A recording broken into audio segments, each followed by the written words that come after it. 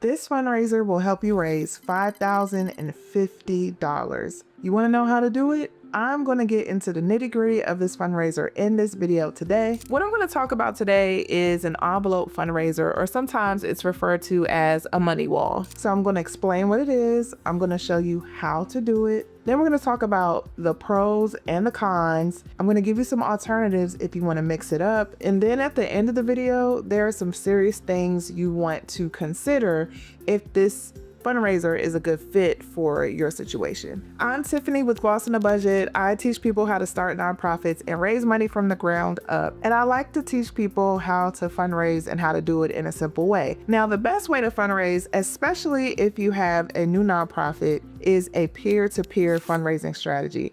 I broke it down in this video if you're interested in learning that strategy. And it's the most effective way, especially long-term, as you want to build a sustainable nonprofit. But I fully recognize that some people really just need a way to make money that's simple, that's easy, that's quick. So I wanted to give you an example of a more transactional way, not really based on developing relationships with people, which is the best way to raise money, but a way to make money quickly. So the fundraiser is called an envelope fundraiser. It's very simple. In this example, you'll have 100 envelopes and you're going to number them from 1 to 100. So what you're going to do is ask people to donate the number that's on an envelope.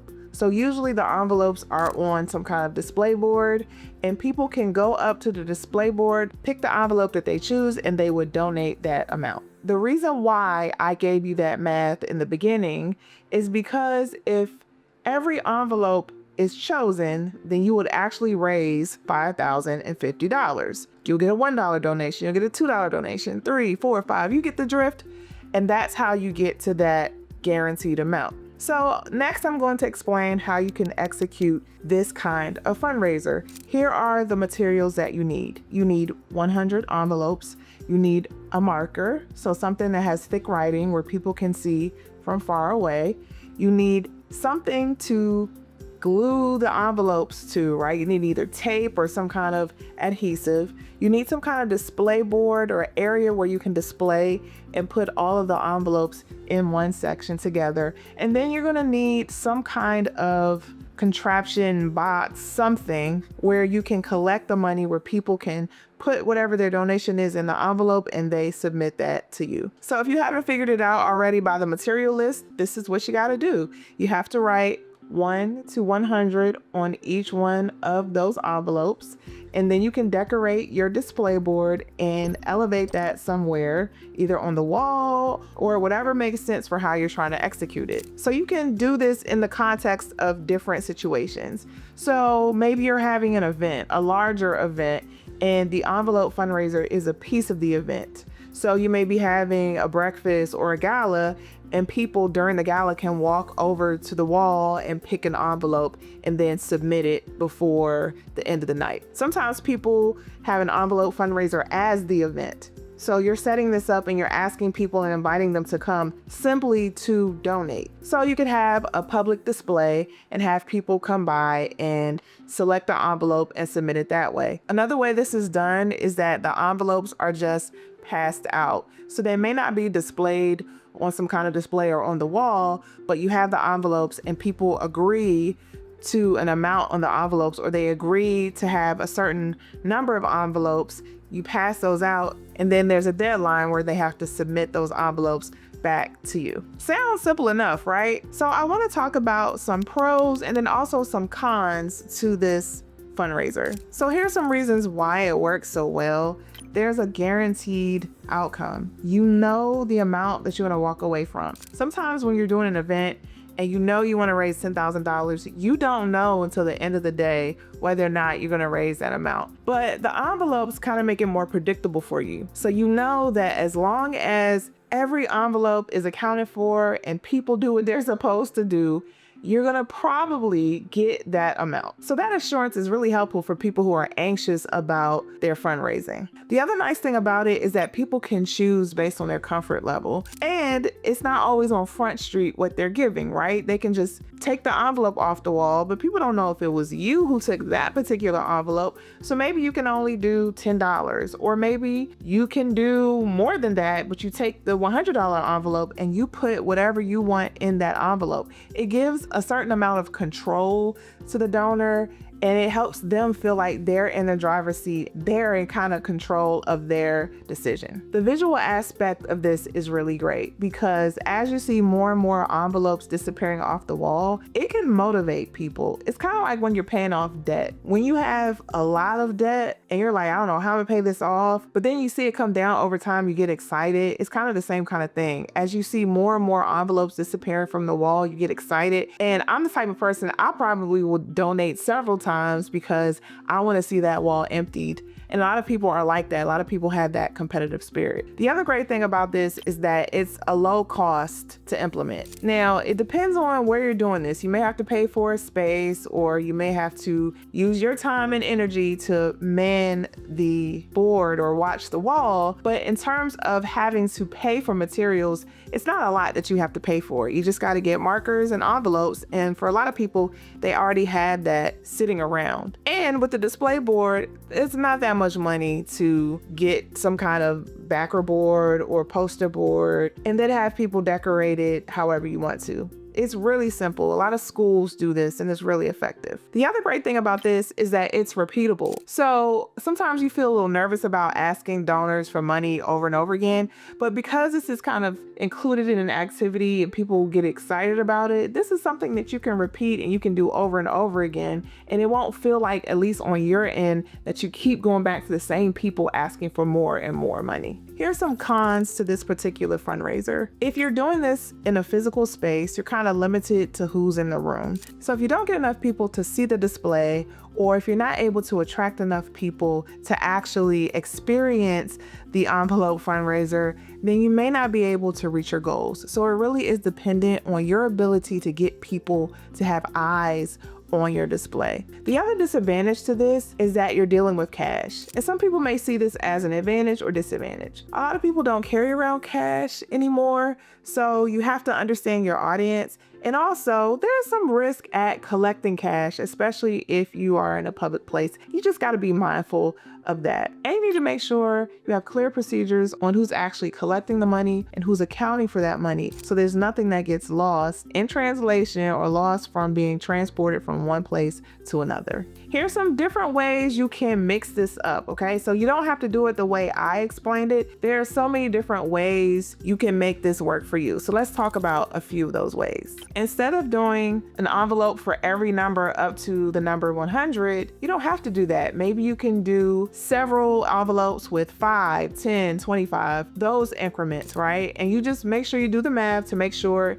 it hits a goal that you're comfortable with, but you don't have to use those set amounts. You can use whatever amounts make sense for the audience that you're appealing to. So that's one way you can do it. The other way, in terms of the amounts that you can mix it up, is that you can let people decide what they want to give. So you can get them a range and you can say, put any amount from $5 to $50 in this envelope. You choose, but it has to be in that range, right? And so you can let people do that and they submit it to the end of the night. The downside of that is you really don't know how much you're going to raise. You can count on a minimum, maybe, based on the minimum amount in your range, but there's a lot less certainty about how much you're going to raise. And you need to know based on the amount of effort you're going to put out in order to raise that money. Another alternative to this is, instead of just making it about a dollar amount, you can make it about, we'll sponsor this. If you know $25 will cover a meal for a family, you can say on the envelope, $25, one meal for a family of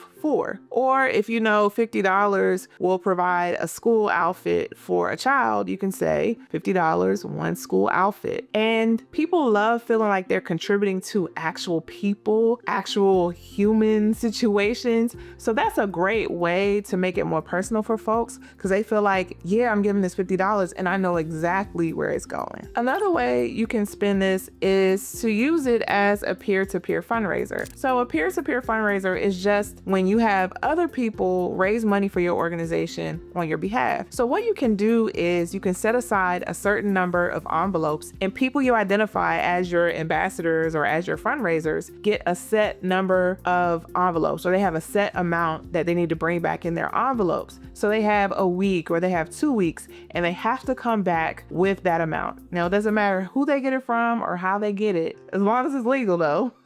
But they just need to come back with that amount. And that's how you can use the envelopes as a peer-to-peer fundraiser to get other people involved that may not come to an event or may not know enough about your organization to support, to come down to an envelope wall or display board that you develop. So that's a great way of expanding your network by using peer-to-peer fundraising to get to your goal. I'm going to share 5 important considerations when you're implementing something like this. Number 1, you have to account for the number of people who are going to see your fundraiser or going to see your money wall. You cannot assume that everybody in the room is going to participate. You may want them to participate, but you can't make that assumption. So try to think about 33 to 35% of the people will participate and try to recruit that many people. Now, you may have a really engaged crowd who are ready to go, and it may be more like 75%. But I'm trying to manage your expectations and to make sure you understand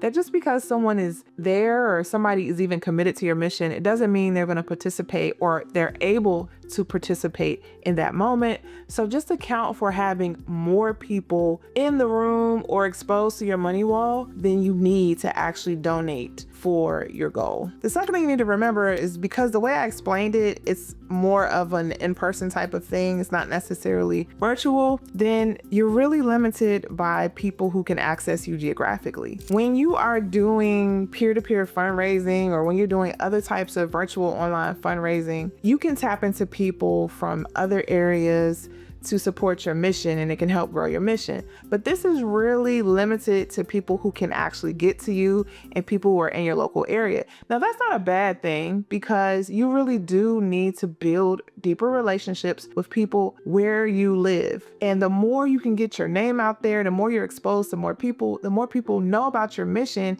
and can share with other people about the good work that you're doing. Here's the third thing. You need to think about how to track the money and track who gives you the money. If there's a way that people can put their name and their contact information in the envelope, that will be extremely helpful, because the point of fundraising is that you want to build a relationship with people so they can grow to learn about you and your mission or whatever you're doing. So when you're just collecting money just for the sake of collecting money, you miss that opportunity. So you have to build in ways to develop relationships with people, get to know them, and to make sure they can stay in contact with you so you can share your progress on your project or whatever you're doing for your mission. Like I said earlier in this video, this is a more transactional fundraiser, which I would not prioritize. I would prioritize those fundraisers where you can build deeper relationship and connection with people, but you can use this as a way to get to know people and use it as an opportunity to get people to give, and then step in with emails, text messages, phone calls, saying thank you, introducing them to what you do